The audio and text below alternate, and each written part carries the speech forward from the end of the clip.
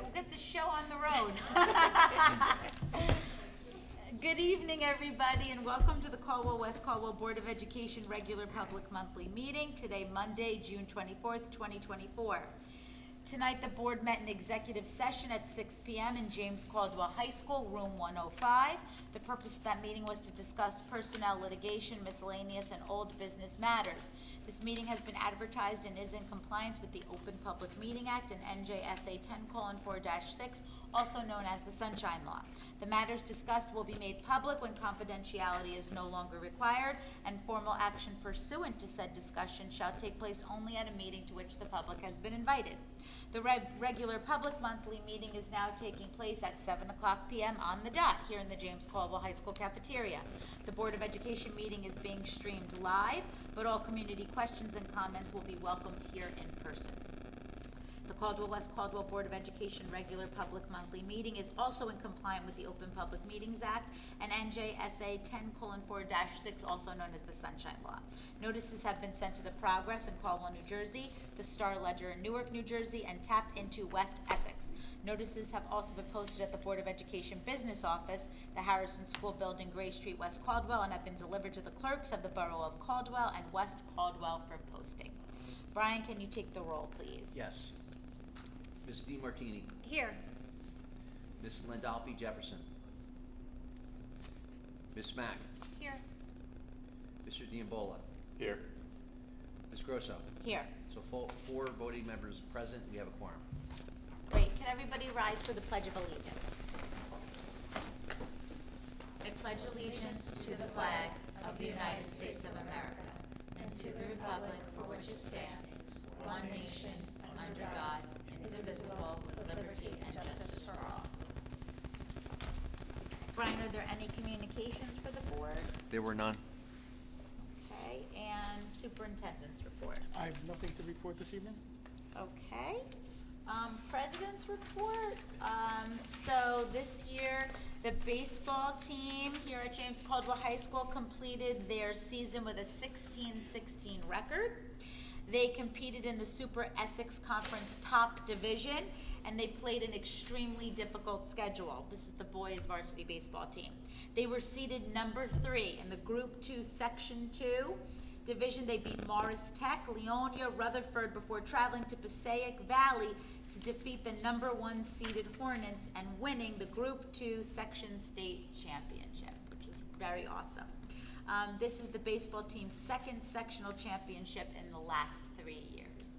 So we're very proud of our Chiefs and their athletic achievements. Yes, it's just our small group. We'll clap for them. We actually have such a thriving athletic department here at James Caldwell High School, and we're very proud. So congrats to the baseball team. That's really all we have for the president's report this evening. Except that I'll mention that in July and August, for those watching and for our little audience here, we're only going to be having 1 board meeting instead of 2 for the months of July and August, just because it's summertime, we have less business to do. And our next one will be July 29th. And Dr. Congo, where are we going to be? We're going to be at the high school the next Okay. 2 meetings. Okay, so we'll be back at the high school, so July 29th. Okay. I guess what we'll do is let's go on to approving the minutes, and then we'll do comments. Okay. Let me ask you, are you guys here? Do you want to speak to the board this evening? Okay. Is it something on or off the agenda?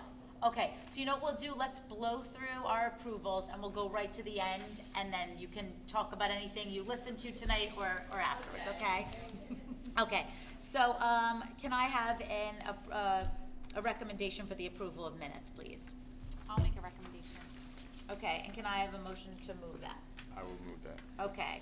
Brian, can we take the roll? Yes. Ms. DiMartini. Yes. Ms. Mack. Yes.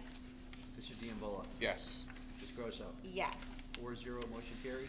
Okay, we're going to move on now to voting this evening. So Terry, can we do curriculum and technology? Yes. Upon the recommendation of the superintendent of schools, motion to approve items A through I under curriculum and technology on this evening's agenda. Great, and can I have a second, please? I will second it. Great, and Brian, whenever you're ready. Yes. Ms. DiMartini. Yes, however, I'm going to abstain from 7A, number 480. 7A, number 480. you. Ms. Mack? Yes. Mr. Diambola? Yes. Ms. Grosso? Yes. 4-0, motion carried. Okay, personnel? Upon recommendation of the superintendent of schools, motion to approve items A through L under certificated staff and items A through G under non-certificated staff in personnel on this evening's agenda. Great. And can I have a second for that? I'll second. Do we have any board discussion before we move with the vote? Nope. No, I just want to point out that on the board agenda this evening is our memorandum of agreement for the Custodians and Maintenance Association. That this is, I'm proud to announce, we have 4 bargaining units in the district. We have the administrators, the secretaries, the teachers, and the custodians. And I have to give us a moment to pat everyone at this table on the back. We have successfully negotiated all 4 of the bargaining agreement contracts, which ends tonight as we approve and accept the custodians in the past year. So in 1 year, we've successfully negotiated, and I don't know if anybody reads news articles around the county, around the state, but a lot of boards are in contention with their unions, and we are proud to say that we are unified and supportive of all 4 of our bargaining units here in this district. They are all integral to making this district work and be the community and the positive, amazing experience for our children that they are. So just want to highlight that and congratulate Mr. Diambola and Ms. Martini Greenlee for being the board liaisons on that memorandum of agreement. Okay, that being said, Brian, can we take the roll? Yes. Ms. DiMartini? Yes. Ms. Mack? Yes. Mr. Diambola? Yes. Ms. Grosso? Yes. 4-0, motion carried. And then Danielle will do finance and facilities. Upon the recommendation of the superintendent of schools, motion to approve items A through N under finance and item A under facilities on this evening's agenda. Great, and can we have a second? I'll go. second it. Great, and Brian, whenever you're ready, if we could take the roll. Yes. Ms. DiMartini? Yes. Ms. Mack? Yes. Mr. Diambola? Yes. Ms. Grosso? Yes. 4-0, motion carried. And then Terry, could you do Yep. policies Yes. in Maurice's absence? Upon the recommendation of the superintendent of schools, motion to approve item A under policy on this evening's agenda. And a second, please. I will second it. Great, and Brian, whenever you're ready. Yes. Ms. DiMartini? Yes. Ms. Mack? Yes. Mr. Diambola? Yes. Ms. Grosso? Yes. 4-0, motion carried. Great. Okay, now we're going to move on to our public comments portion. So I'm just going to go over the rules. Public participation shall be governed by the following. The participant must be recognized by the presiding officer and must preface comments by an announcement of their name and address. Statements are to be limited to 3 minutes duration. Participant may speak no more than once on the same topic until all others who wish to speak on that topic have been heard. All statements shall be directed to the presiding officer. Boards use the public comment period of the meeting as an opportunity to listen to citizen concerns, but not to debate issues or enter into a question and answer session or a cross-examination between the public and individual members. Be aware that not all issues brought before the board this evening will be resolved. Boards may respond to public comment by seeking additional information or by delegating the authority to investigate the issue to the superintendent or his designee. The presiding officer may interrupt, warn, and/or terminate a participant's comments if they exceed the allotted time or are objectively obscene. Participants may be civilly liable for any obscene, defamatory, or slanderous statements made during public comment. So you can come on up, speak about anything. We're not too worried. So, my name is Michelle Quick, 47 Bryan Road, West Caldwell. My son just finished middle school, but I'm not here about him. I'm here because of a policy in effect at the middle school, and it's been bothering me for since I found out about it. And I spoke to Mr. Bertolo, and he disagrees with me. So I'm here appealing to the board because I feel like this is a policy that affects our most vulnerable and at-risk children who may not have a voice speaking for them. So the policy is that if a student fails a core class, they can't attend any of the end-of-year 8th grade activities, all the fun stuff that they've been waiting for 3 years. On its face, it sounds, I got the email in the beginning of the year like everyone else and deleted it. it doesn't affect my child, right? And if it doesn't affect your child, that's why no one else is here, because it doesn't affect their children. But I know some of you personally, and I know this board, and I know you guys care about every child, and that's why I'm here. So the activities consist of the pool party, last day of school, the promotion ceremony, and the class trip. The pool party this year was in the morning, and the kids went to school, had a clap out, and then to the pool party. So the one, maybe two out of 180 kids who couldn't go missed the last day of school, missed the clap out, missed the pool party, missed the promotion ceremony. It's been bothering me a lot, as you can see. I feel like this is an awful lot of punishment for an 8th grader who's failing. And when we think about who's failing 8th grade and look at the statistics that I've found, it's not your child and my child. It's not the kids whose parents are out there speaking up for them. It's the kids who don't have someone speaking up for them. It's the kids who maybe have a language barrier in their home, maybe have a bad home life. There's something going on if they're failing a class in middle school. They don't have some kind of support, whether in school or at home. And these social activities that have nothing to do with academics, is not being able to go is making them a social outcast. So 1 or 2 kids out of 180, Mr. Bertolo told me, every year there's a couple. I just want to go, because like I said, we delete these emails, we don't, okay, they fail, they don't go, it sounds simple, but I just want to look a little deeper into what actually happens. And like I said, these are vulnerable, at-risk kids usually, and these activities may be the only good in some of their lives. I can give you example of what I'm talking about, but for legal reasons, I can't. But if anyone wants to speak to me off the record, I can give you more specific about this, but I'll talk general here. So I just want to look a little deeper into this. One child out of hundreds not attending these activities, being excluded, missing the trip they've been waiting for, and not going to the promotion, which doesn't make sense to me because they're being promoted. They're done with middle school, they're going to high school with all the other friends that they were with for 3 years. However, they can't celebrate, they can't go to the promotion, they have to stay home, and instead of having all the memories, they have a memory of being excluded, and that's what they're going to remember for their whole time at middle school. That's all they're going to remember.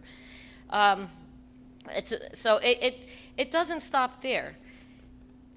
We all know what goes on with social media and group texts. So these kids leading up to all these activities and during and after are group texting each other, and this 1 or 2 children may be on these group texts, and I happen to know they are. Now these kids see they're not going to these, they start asking questions. So at 13, 14 years old, now this kid has to explain why he can't go and that he failed. And these friends have to know their business, and they have to navigate that. And it just, to me, just seems very cruel. It seems like punishment. Mr. Bertolo, he feels that it's an incentive. And he's compared it to getting into the honor society or getting a gold honors cord. But I feel like those are rewards for working hard, but taking away social activities just feels like punishment. Okay, I'm almost done. You get the point of it, but let me just see what I missed that I wanted to say. Yeah, they see the pictures, they talk about it, they're on weekdays. A couple of these things are on weekdays. They go back to school the next day. Well, all the kids are buzzing about all this fun stuff and have to sit there and listen to it.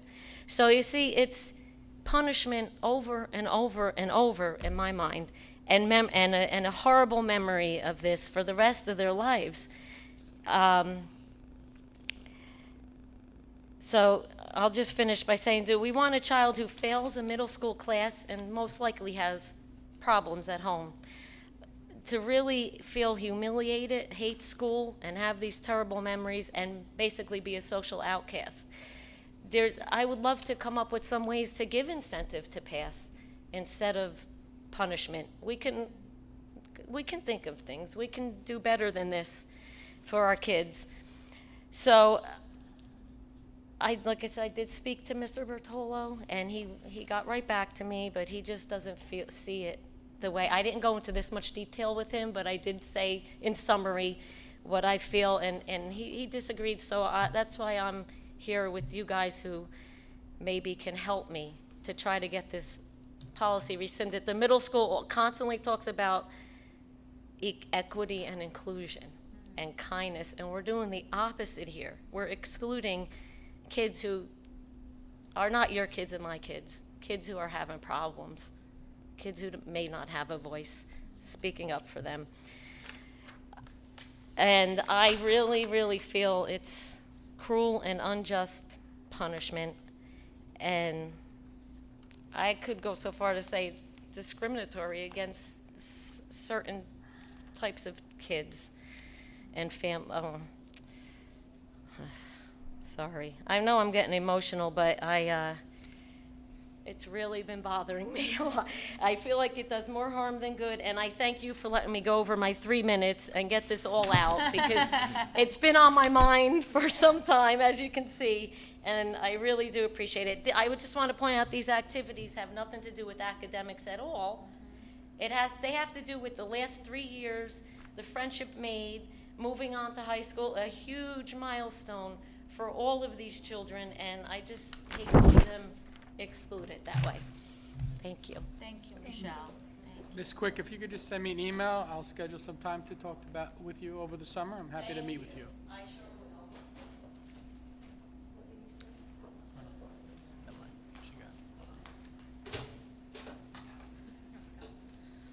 Hi, everyone. Michelle Cororo. Oh, am I okay to No, go? yeah, of okay. course. Okay. Yeah, Sorry, you look at me like I wasn't supposed to be here. No.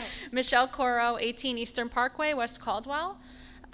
Just wanted to come tonight to support Michelle Quick. I also am aware of the child, we are talking about here, and wanted to just bring it home a little more personal, where my son is part of one of those group texts, and this particular child says they don't care about me, so I don't care about them.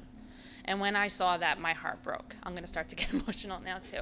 It's really hard to read that and to know that this is kind of like a cycle that we're almost causing in a way. I know there's good intentions, and it sounds good on paper, but when you think through this step by step and the effect it has on the child, if they're a street kid, and yes, there are street kids in Caldwell-West Caldwell, they're being excluded from those activities, probably excluded from school that day, and they're right back out on the street. So that's what we're doing, in essence. So you really to just full picture this. And one other thing I wanted to add in that I think Michelle forgot is the original policy also excluded them from the formal, from the dance. And I know that was a big discussion too of who can go to the dance and who can't go to the dance. And all the kids are aware of who failed because they couldn't go to the dance. They couldn't go to the pool party. Even when I asked my son, did your friend blah, blah, blah go? Well, he can't, Mom. He failed. He probably has to go to summer school. The whole grade knows. The whole grade is talking about it. And this kid is the one who feels all of that. So that's just another thing. And I was looking at the policies for the high school and the middle school and kind of comparing them. And just wanted to make a recommendation that we're in alignment with the district, that perhaps we can make the middle school policy more in alignment with the high school. The high school policy actually says habitual discipline referrals may result in the loss of school-related privileges and from participating in school activities and events. Students and parents are advised that a single disruptive incident that negatively influences a school, like a senior prank, could result in being prohibited from participating in school activities. That makes complete sense, right? However, the middle school, it's called deprivation of privileges. Extracurricular activities are special privileges offered to enhance the student's overall learning experience. Field trips, attendance at assemblies, which we didn't have to deal with that, but I guess we could, end of the year activities, 8th grade pool party, 8th grade dance, etc., and other special events are privileges, not rights. Any of all of these privileges may be revoked due to academic concerns, and/or disciplinary issues. The academic concerns is the thing that needs to be removed from this policy. So please take this into consideration now that we kind of drew this out of the effects it has on a child, and thank you for your time. Thank you, Michelle. Thank you. Thank you.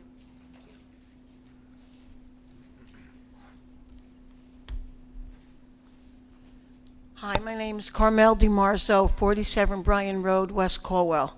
You talk about incentives. When I was growing up, my incentive to do good in school was I don't want to go to summer school. Believe me, nobody wants to go to school in the summer. So that made me do well, because and that's a constructive thing, because if I did have to go to summer school, they're going to help me with the next grade.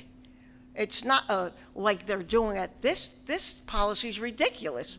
They're punishing the child for failing a grade. The policy is really archaic and ridiculous to make him a social outcast because he fails a grade. Maybe you guys could brainstorm and come up with something. Come up with something constructive, like summer school, or maybe not summer school, but something else. But something constructive, not destructive. It does nothing, no good for these kids at all. They got no voice at all. So we're here to try to help them and change this archaic, discriminatory policy. Thank you. I did forget one thing. Go ahead, Michelle. Real quick.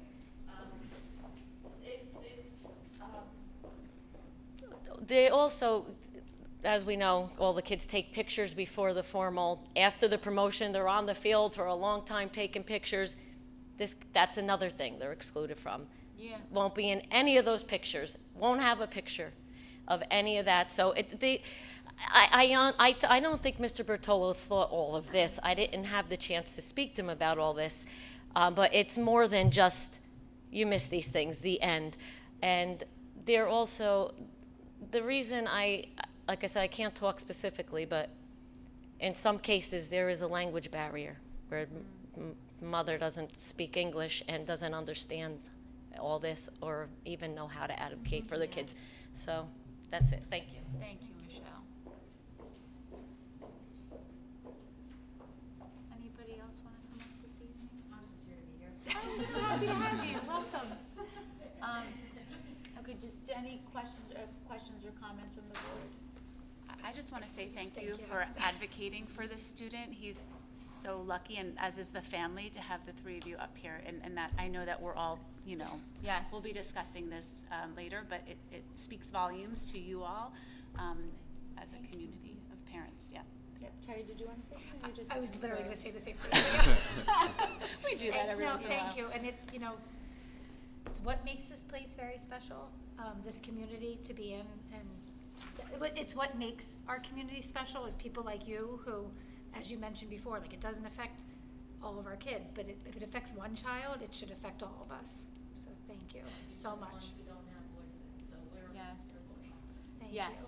Yes. And in this district. failing if they were. That's right. That's right. That's right. That's right.